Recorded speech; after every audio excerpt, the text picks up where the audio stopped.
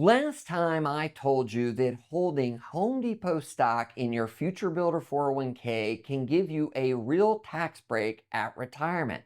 Today, I want to give you the other side, and that is concentration risk. And before I go further, this isn't just a Home Depot problem. I see the same thing with Coca-Cola, Delta, and UPS employees. Anywhere where people spend a career at one publicly traded company, this shows up.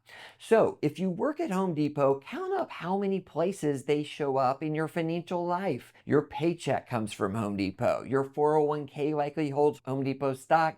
And if you're in the stock purchase plan, you own more of it there. And if you've been at the company 20 or 30 years, all of that has probably grown into the largest position that you own. Now, if you're a manager or above, there's usually even more than that. You may have stock options. You may have restricted stock units that vest over a few years. And some plans have a performance share that only pay out if the company hits its targets. I want to be careful here because this isn't me telling you Home Depot is a bad company.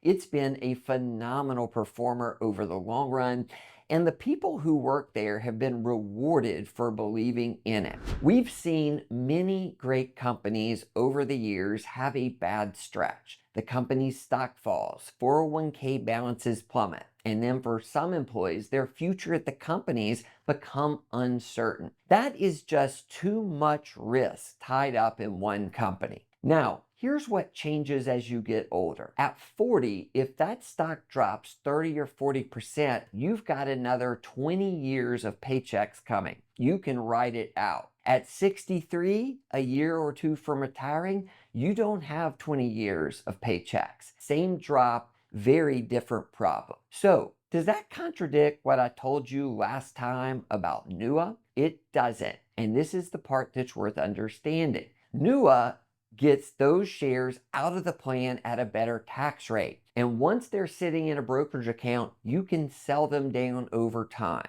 on your schedule at capital gains rates. You don't have to pick one or the other. You can take the tax break and bring the concentration down.